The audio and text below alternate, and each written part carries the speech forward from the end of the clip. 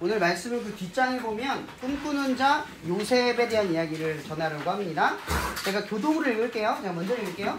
야곱이 가나안 땅, 곧 그의 아버지가 거류하던 땅에 거주하였으니 오늘 이하니라. 요셉이 17세 소년으로서 그의 형들과 함께 양을 칠 때 그의 아버지의 아내들 이러와 실바의 아내들과 더불어 함께 있었더니 그가 그들의 잘못을 아버지에게 말하더라.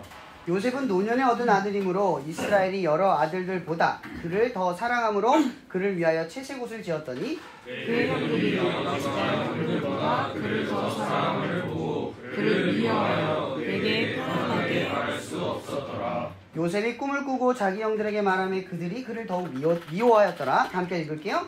요셉이 그들에게 이르되 청하건대 내가 꾼 꿈을 들으시오. 아멘.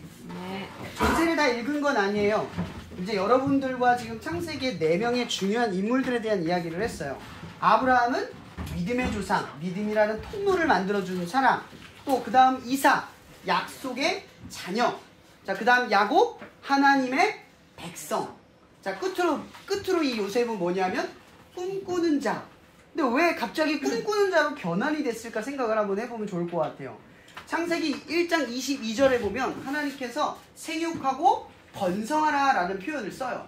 근데 창세기 39장에 요셉이 어떤 위기를 경험을 하게 되는데 그 경험에 대해서 하나님이 뭐라고 얘기하냐면 형통하였더라 라고 성경은 기록하고 있어요. 근데 여기서 번성하라는 말과 여기 뒤에서 나는 형통하라는 말이 같은 의미예요. 뭐냐면 번성하다 라는 뜻을 가지고 있어요. 히브리어로는 아흐라고 표현을 한대요. 둘 다 뜻이 번성하다, 형통하다라는 뜻이라는 거죠. 그러니까 형통하세요 이 얘기는 뭐냐면 번성하세요 이런 뜻으로 번역이 된다라고 하는 거죠. 그러니까 우리가 번성할 수 있도록 하시는 하나님의 축복의 통로 믿음, 그 믿음이 우리를 번성하게 해요. 그 번성이 바로 이 형통을 의미한다라고 한다는 거죠. 근데 여러분들이 형통이라는 말을 보통 이해할 때 형통이 어떤 의미로 세상적 가치관으로 받아들여요? 순탄하거나 문제가 없거나 계획대로 되어질 때, 그리고 고난 없이 원하는 바를 이룰 때 형통했으면 좋겠습니다를 표현을 하죠. 당신의 길이 형통하길 바랍니다. 문제가 없길 바랍니다. 이런 뜻으로 해석이 되잖아요. 그렇죠? 근데 창세기 39장에 보면 요셉의 이야기에는 형통이 느껴지지 않아요. 세상적 가치관을 대입을 하면 납득하기가 어려운 이야기가 출현을 하는 거거든요. 꿈꾸는 자 요셉의 이야기는 지금 어떻게 출발하냐면 요셉은 사랑을 엄청 받은 아들이에요. 근데 너무 사랑을 받았는데 12아들 중에 11아들이죠 지금은 11아들 중에 가장 사랑을 많이 받은 아들이에요. 너무 많이 받다 보니까 어떤 일이 벌어지느냐, 여러분 같으면 형제가 11명인데 그 중에 한 명 막내가 이쁨을 받으면 어떤 기분이 들어요? 밉죠? 근데 심지어 성경이 뭐라고 돼 있냐면 누구만 채색 옷을 입냐 하면 요셉만 입어요. 그러니까 다 흑백인데 자기만 칼라야. 이게 좋게 보여요? 보이지도 않아. 근데 요셉이 또 어떻게 말하면 꿈을 2가지를 꿔요. 하나는 곡식단이 11개가 나한테 절하는 꿈. 또 하나는 별들이 11개가 나한테 절하는 꿈을 꿔요. 근데 오늘 말씀 본문의 마지막에 이런 말을 하잖아요. 아주 거만한 태도로 말을 하는 거예요. 자 보세요. 요셉이 그들에게 청하여 이르되 내가 꾼 꿈을 들으시오. 요셉이 지금 어떤 사람이냐면 분명히 이 꿈은 누가 줬어요? 하나님이 줬어요. 요셉의 어떤 잘남, 특별함 때문에 준 게 아니라 하나님이 택하신 거예요. 요셉에게 사명을 준 거죠. 사실은 뭘 주셨어요. 꿈을 주셨어. 장자권을 준 거예요. 12아들 중에 네가 장자가 될 거다. 막내 바로 직전이잖아요. 이스라엘의 율법에 의하면 첫째가 항상 장자권을 가져요. 근데 그 장자권이 르우벤에게 있는 게 아니라 누구한테 있대요? 요셉에게 있다고 이야기를 하는 거예요. 근데 그 꿈을 누구한테 심어주냐면 요셉에게 하나님이 심어주시는 거예요. 근데 갑자기 왜 꿈이 주어졌냐? 이렇게 해석을 하면 돼요. 여러분, 하나님이 믿음으로 우리를 부르셨죠? 우린 믿음으로 하나님의 자녀가 됐어요. 그죠? 약속의 자녀, 하나님이 이루는 약속의 자녀예요.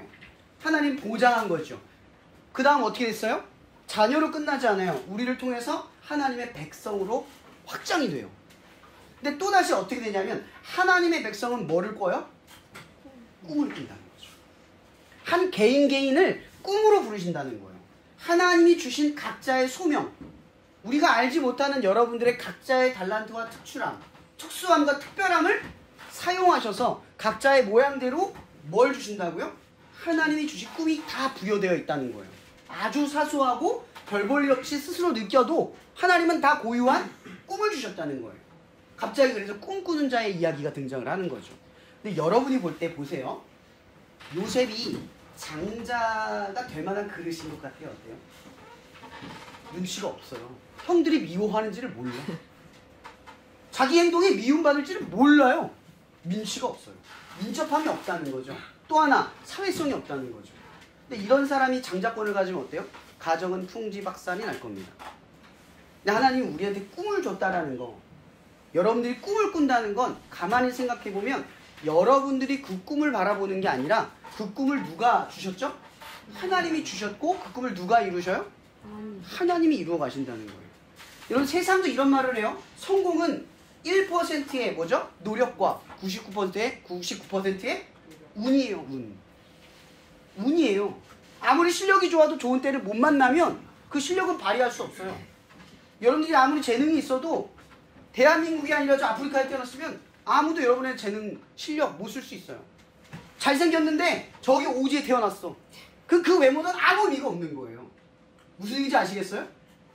여러분들이 사는 이 세상은 여러분들이 선택한 게 아니라 살아가다가 주어지는 기회가 생겨나는 거예요. 그럼 여러분이 지금 사는 거 노력했다고는 말을 하지만 여러분 지금 노력해서 지금 이렇게 현재를 살아가는 건가요? 어때요? 이렇게 들으니까 아닌 것 같죠? 딱 봐도 아니에요. 그럼 여러분들이 이렇게 살아가는 건 다 이렇게 랜덤적인 사랑으로 보면은 뭐예요? 다 보이는 거예요. 누군가는 받지 못한 어떤 것을 여러분들은 누리고 있고 받은 거예요. 하나님이 불평등하게 세상을 만든 게 아니에요. 흘러가도록 만든 거죠. 구멍과 구멍 사이에 여러분들의 평균, 더 많이 가진 자들, 더 없는 자들이 균형을 이루려면 어떻게 돼요? 수위를 맞추면 돼요. 이게 하나님의 뜻이에요. 많이 가진 자가 적게 가진 자에게 나누고 적게 가진 자가 많은 자의 도움을 받으면서 세상의 균형을 이루게 하는 것. 이게 사명이라는 거죠. 근데 하나님이 꿈을 주는 거예요. 하나님의 백성이 되었습니다. 하나님이 꿈을 주신 이 요셉이 지금 꿈을 이루는데 중요한 건 장자권은 가지고 있지만 이 얘기를 하고 싶은 거죠. 장자권을 지킬 만한 혹은 장자권을 자기가 사용할 만한 그릇이 돼요? 안 돼요? 안 돼요. 여러분들도 하나님의 꿈이 있어요.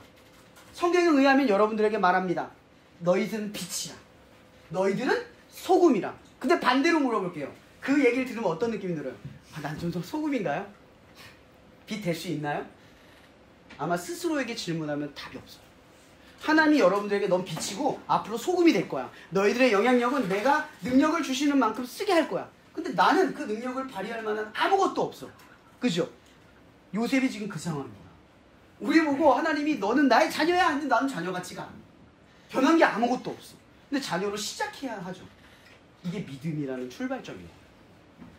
근데 요셉이 오늘 꿈을 받았어. 자기는 성숙하지 않고 미완성인 미생이 불과하지만 꿈을 받았어요. 근데 이제 위기가 찾아와요. 그러면 하나님이 꿈을 주면 꿈을 이루어 가시겠죠?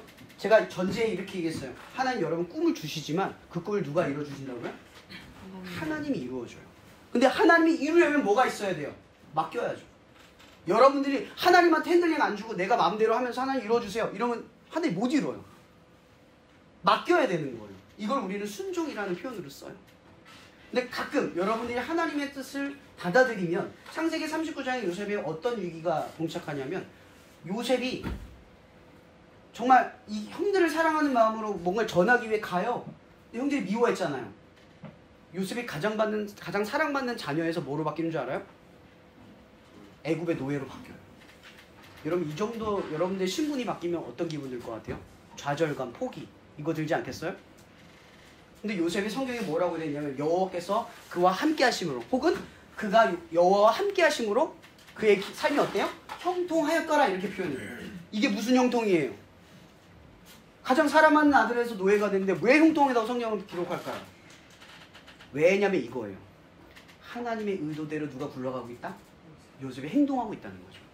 요셉의 상황은 요셉이 바라지 않은 건데 하나님이 바라는 모습으로 요셉이 대응하고 있었다는 얘기예요. 뭘 포기하지 않았다? 꿈을 버리지 않았다는 거예요. 내 신분이 처지가 나락으로 떨어졌었는데 꿈을 포기하지 않았대요. 예를 들어 여러분 상황으로 대입하면 성적이 떨어졌어요. 등급이 낮았다 칩시다. 난 끝났어라고 하는 순간 이 희망을 붙드는 거예요. 하나님 나 쓸 건데.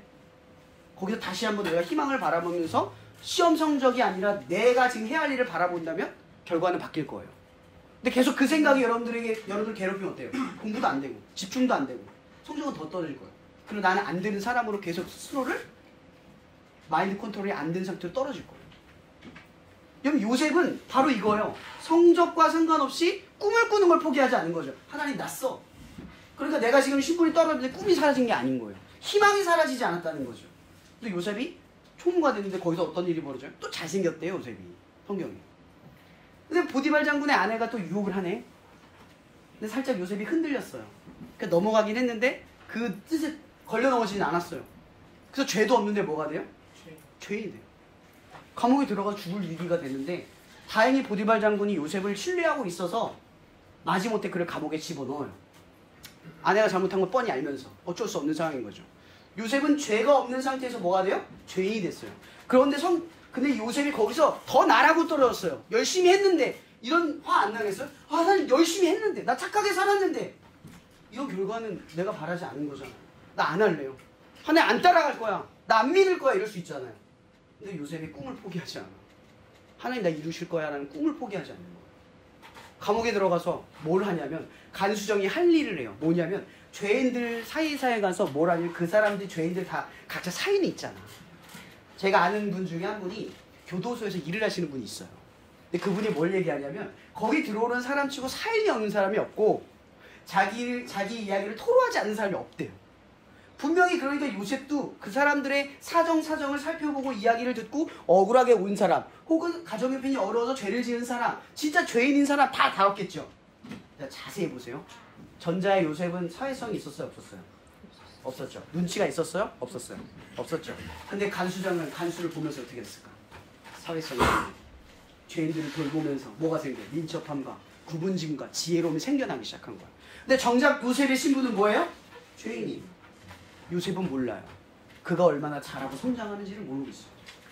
보세요. 하나님의 꿈을 하나님이 여러분의 삶에서 이룬다고 치는 건 뭐냐면 여러분이 가늠해서 하나님 안 계신 것 같아.